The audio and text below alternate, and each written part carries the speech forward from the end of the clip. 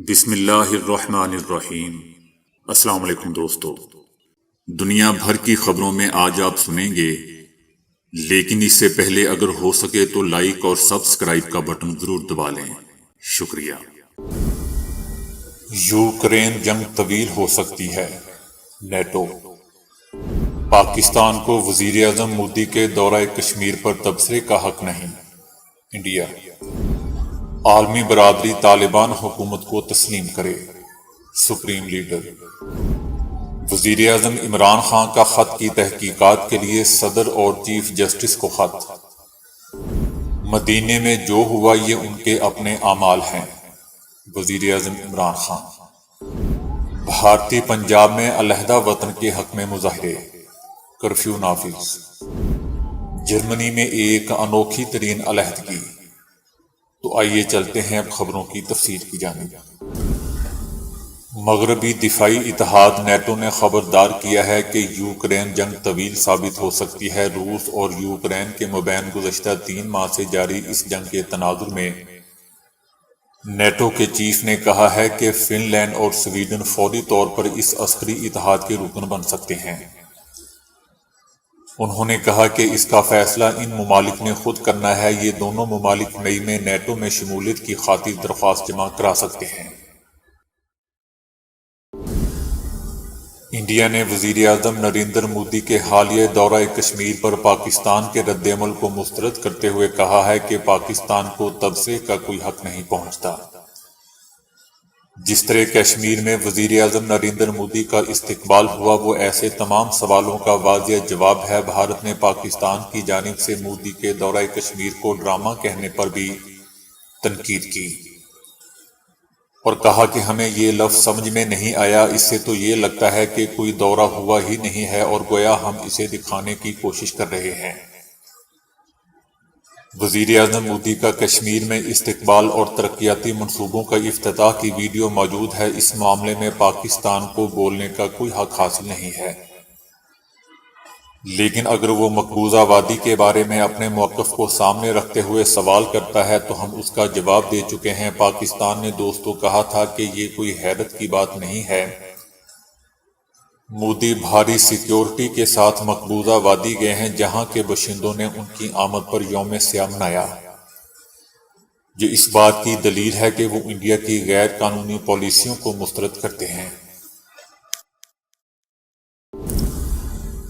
افغان طالبان کے supreme leader ہیبت اللہ نے عالمی برادری سے طالبان حکومت کو تسلیم کرنے کا مطالبہ کیا ہے۔ طالبان حکومت کے قیام کو 8 ماہ سے زائد عرصہ ہو چکا ہے، تاہم اب تک دنیا کے کسی بھی ملک نے اس حکومت کو نہ تو تسلیم کیا ہے اور نہ ہی اس کے ساتھ سفارتی روابط قائم کیے ہیں۔ طالبان سپریم لیڈر نے ایک بیان میں کہا کہ اس میں کوئی شبہ نہیں کہ آج کی دنیا سمٹ کر ایک گاؤں بن چکی ہے۔ افغانستان کا عالمی امن و سلامتی میں اپنا ایک کردار ہے اور اسے پورا کرنے کے لیے ضروری ہے کہ عالمی برادری اسلامی امارات افغانستان کو تسلیم کرے۔ عالمی ادارہ برائے خوراک کے مطابق 4 کروڑ آبادی میں سے 2 کروڑ 30 لاکھ شہری شدید بھوک کا شکار ہیں، جبکہ ان میں سے 90 لاکھ قحط کے انتہائی قریب ہیں۔ بین الاقوامی برادری کی طرف سے طالبان حکومت سے مسلسل افغان خواتین کے مساوی حقوق اور ان کے لیے حصول تعلیم کے دروازے کھولنے کا مطالبہ کیا جا رہا ہے، جس پر طالبان حکومت خاموش ہے۔ طالبان حکومت میں خواتین کے مغربی طرز کے لباس کو کوئی تصور نہیں، اگرچہ افغانستان میں فی الحال خواتین کے لیے برقع لازمی قرار نہیں دیا گیا، تاہم اکثریتی خواتین نے برقع پہننا شروع کر دیا ہے۔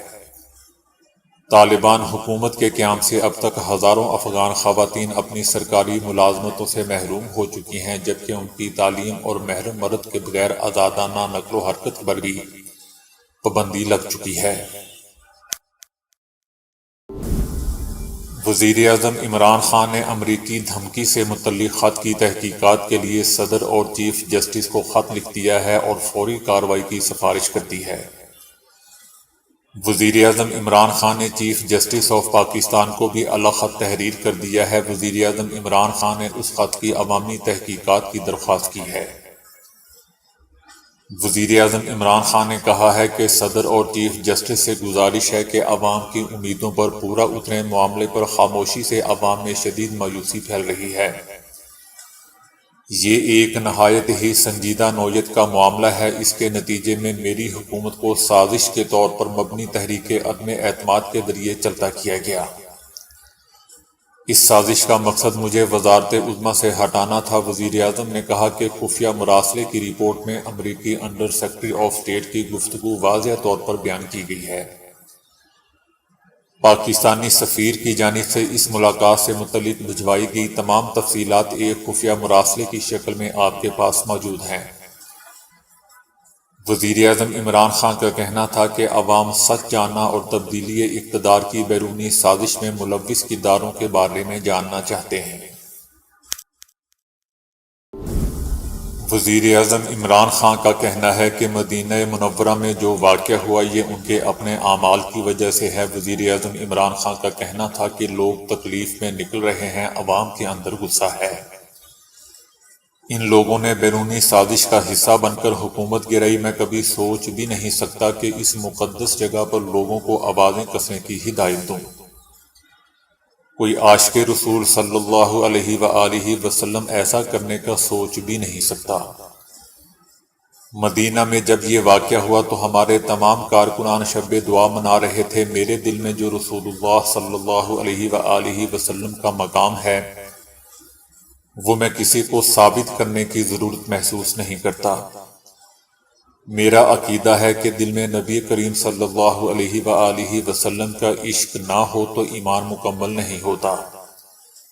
میں نے ہر فورم پر اسلاموفوبیا کے خلاف آواز بلند کی ہے۔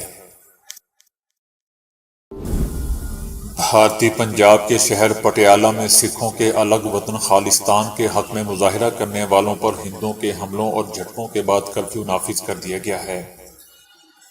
بھارتی ریاست پنجاب کے شہر پٹیالہ میں خالصتان کے حامیوں اور مخالفین میں جھڑپوں میں متعدد افراد زخمی ہو گئے۔ پٹیالہ میں کرفیو نافذ کر کے انٹرنیٹ اور موبائل سروسز بند کر دی گئیں۔ خالصتان کے حامیوں نے تلواریں ہاتھ میں لے کر زندہ باد اور راج کرے گا خالصہ کے نعرے بھی لگائے۔ ہندو تنظیم نے خالصتان کے حق میں مظاہرے میں شریک افراد کے گھروں پر حملے کرنے اور انہیں جلانے کی دھمکی بھی دے دی۔ سکھ بھارت سے آزادی اور اپنا علیحدہ ملک کے لیے دوستو تحریک چلا رہے ہیں۔ دنیا میں ایسے کئی واقعات رونما ہو چکے ہیں جو کہ سب کی توجہ حاصل کر چکے ہیں۔ کچھ ایسے ہوتے ہیں جو حیرت انگیز اور دلچسپی کا باعث بن جاتے ہیں۔ مثلاً جرمنی میں طلاق کا ایک ایسا واقعہ پیش آیا ہے جس نے سب کی توجہ حاصل کر لی ہے۔ عام طور پر جب علیحدگی ہوتی ہے تو حق مہر کے طور پر بیوی کو رقم ادا کی جاتی ہے، لیکن یورپ اور امریکہ میں اپنی جائیداد کا حصہ بھی بیوی کے نام کرنا پڑتا ہے۔ شاید اسی وجہ سے بیوی نے شوہر سے علیحدگی لی۔ جرمن شہری نے اپنی ایک ویڈیو سوشل میڈیا پر اپلوڈ کی جس میں وہ اپنے گھر کی تمام چیزوں کو آدھا آدھا کر رہا تھا، یعنی ہر چیز کو آری کی مدد سے 2 حصوں میں تقسیم کر رہا تھا۔ شوہر کرسی کو 2 حصوں میں تقسیم کر رہا ہے، جبکہ موبائل فون، لیپ ٹاپ، حتیٰ کہ گاڑی کو بھی 2 حصوں میں تقسیم کیا گیا۔ لیکن صورتحال اس وقت بدل گئی جب ویڈیو میں شوہر نے لکھا کہ بہت شکریہ میری اہلیہ، تم نے میری زندگی کے 12 سال خوشگوار بنائے۔ ان 12 سالوں میں ہم دونوں نے برابر کا کمایا ہے، تو تم بھی اس سب میں برابر کی حصے دار ہو۔ امریکی خاتون کو 1 روز کے بعد گھر سے بے دخل کیا جانا تھا کہ ان کی خبر سوشل میڈیا پر چلی اور لوگوں نے ایک فنڈ بنا کر ان کی اس طرح مدد کی کہ صرف 24 گھنٹوں میں ان کے لیے 3 کروڑ روپے کی برابر رقم جمع ہوگی، جو $1,70,000 کے برابر ہے۔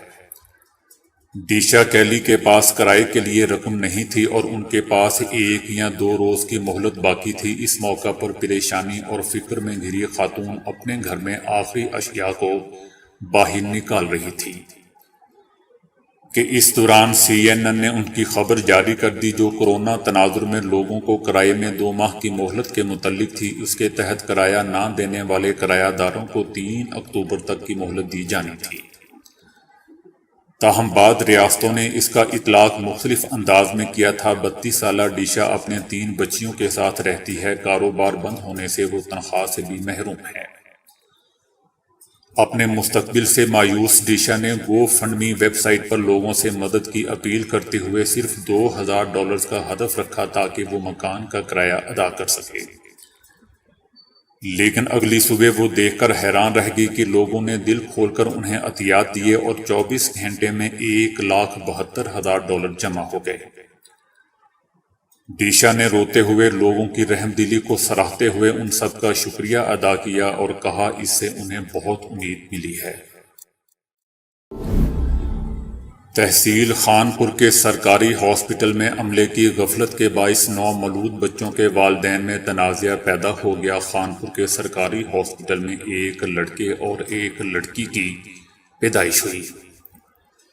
دونوں خواتین نے لڑکے کو اپنی اولاد قرار دے دیا۔ ڈاکٹر کے مطابق آمنہ زوجہ رفیق کے ہاں بیٹا اور مجیدہ زوجہ فاروق کے ہاں بیٹی کی پیدائش ہوئی، لیکن عملے نے ٹپ لینے کی خاطر دونوں خواتین کو بیٹے کی مبارکباد دے دی، جس کے بعد 9 مولود بچوں کی ولدیت پر تنازعہ پیدا ہو گیا۔ دوستو، رپورٹ آنے کے بعد بچے اور بچی کے حقیقی والدین کا پتہ چل جائے گا، لیکن یہ یاد رہے کہ یہ سرکاری ہاسپٹل تھا جہاں کورونا کا ٹیسٹ کروانے جائیں تو ملیریا کا ہو جاتا ہے۔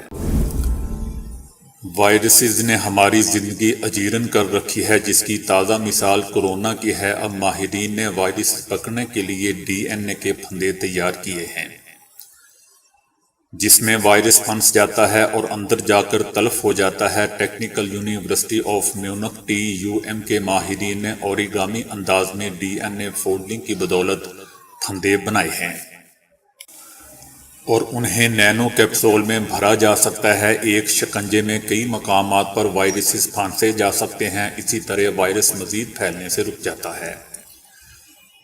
DNA اوریگامی سے 180 حصوں پر مشتمل نصف فولڈ تیار کیا گیا ہے، جس کے درمیان کی جگہ خالی ہے جہاں وائرس بیٹھ جاتا ہے۔ مختلف تجربات میں اس میں وائرس اور انسانی خلیات کو کامیابی سے جکڑا گیا ہے۔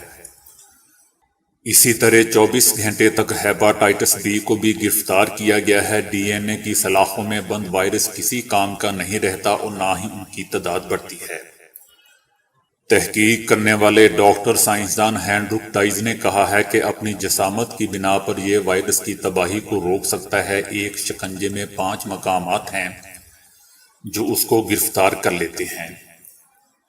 اس طرح کئی کیس میں 80% کامیابی حاصل کی گئی ہے۔ DNA شکنجے کو جسم میں دوا پہنچانے اور جین تھراپی کے لیے بھی استعمال کیا جا سکتا ہے۔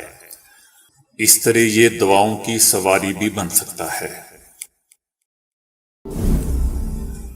3D پرنٹنگ اور جدید ترین حیاتیاتی مادوں سے ایک پابند تیار کیا گیا ہے جو ٹائپ 1 شوگر مریضوں کے لیے حسب ضرورت انسولین خارج کرتا رہے گا۔ یہ تحقیق اپنے آخری مراحل میں ہے، جسے رائس یونیورسٹی کے بائیو انجینئر نے ڈیزائن کیا ہے۔ اسے شوگر کی عالمی تنظیم JDRF نے ڈیزائن کیا ہے۔ یہ کاوش 2 PhD طالبہ اور ان کے استاد نے کی ہے، جن کے نام امید وائسے اور جارڈن ملر ہے۔ جارڈن ملر گزشتہ 15 سال سے ایسے پابند کی تیاری کر رہے تھے۔ اس میں انسانی خلیات یعنی سٹیم سیلز کو بائیو انجینئرنگ سے بدل کر ایسے بیٹا خلیات میں بدلا گیا ہے جو وقت پڑنے پر انسولین کی درست مقدار خارج کرتے ہیں۔